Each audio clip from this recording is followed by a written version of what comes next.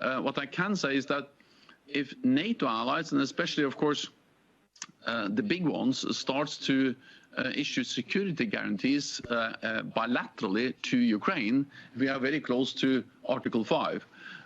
So there's no way to find an easy solution to these issues. The most important thing is to be very strong in our support to Ukraine, so Ukraine prevail as a sovereign, strong, independent nation in Europe.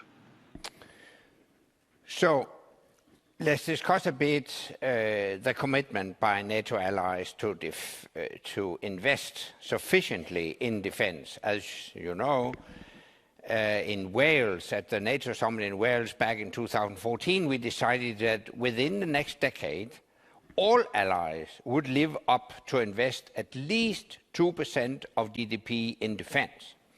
When we read your latest annual report, we see that only 7 allies live up to that 2% target in 2022.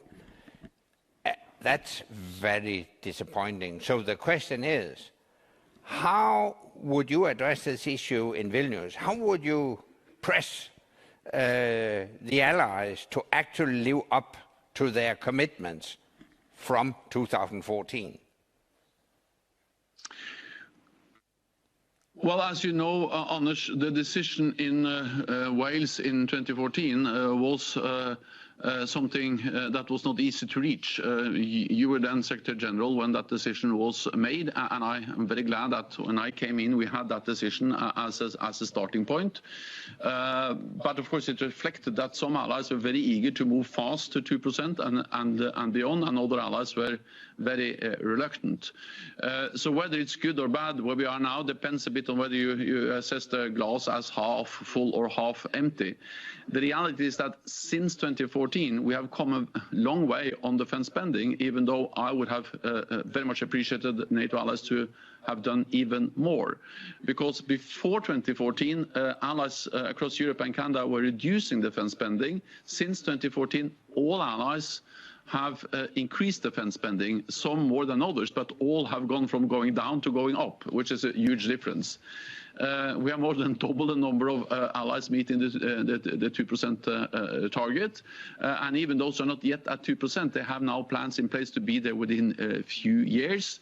For instance, Germany, they're not at 2%, but the increase they have already started to deliver and makes a huge difference because of the size of Germany and because of the size of the 100 billion that has been set aside that enables them to reach 2% soon.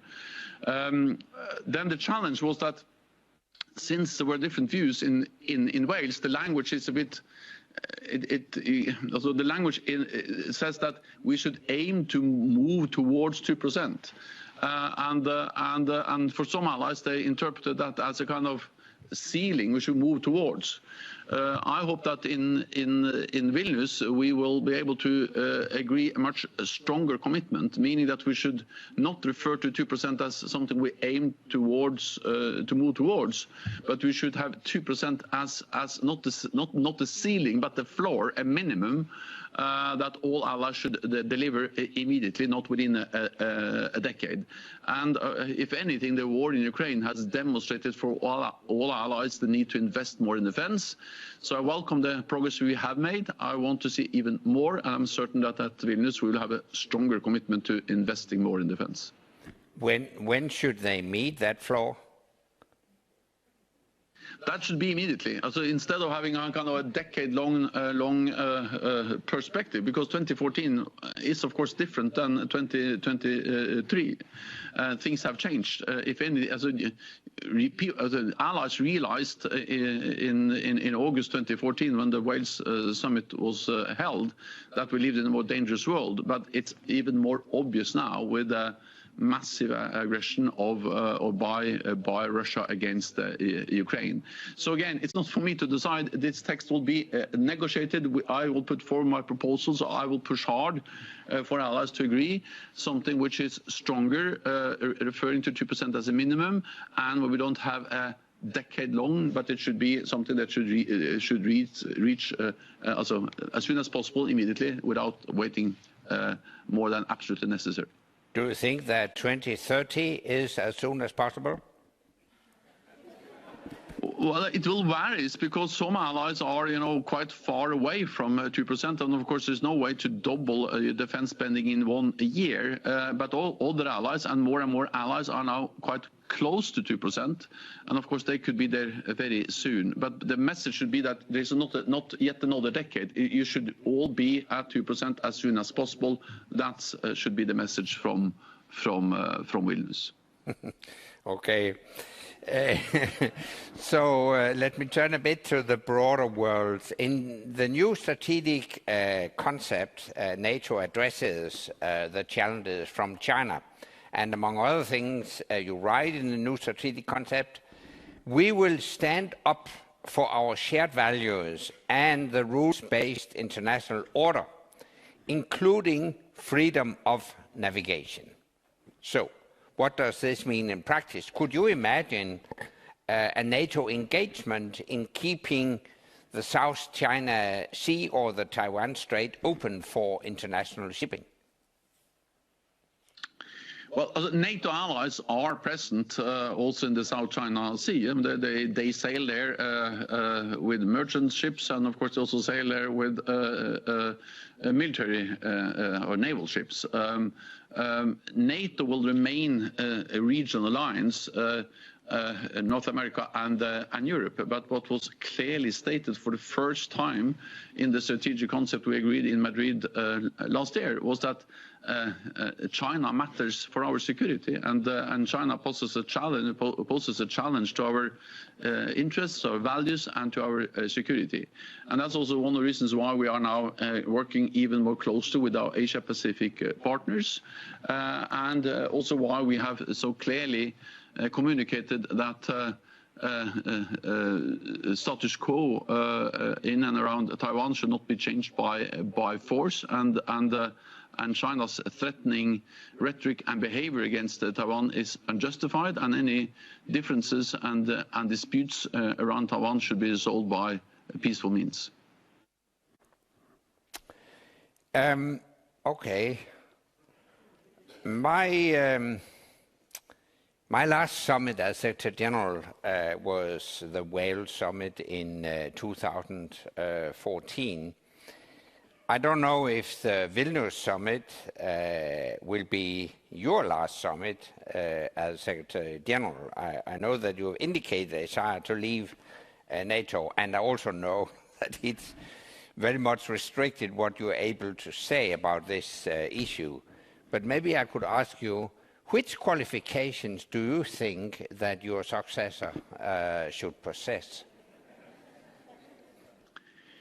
As I have had the privilege of serving as Secretary General of NATO for almost 9 years now, and I'm totally focused on that task until my tenure ends in October. It's important for me to not be part of the discussion about who will come after me, my successor. So anything I say about that, qualifications or whatever it is, will just be interpreted as I'm going into discussion I should not be part of. I'm absolutely confident that this alliance of close to 1 billion people, many nations, 31 nations, will be absolutely able to find a great successor following after me. May I ask you,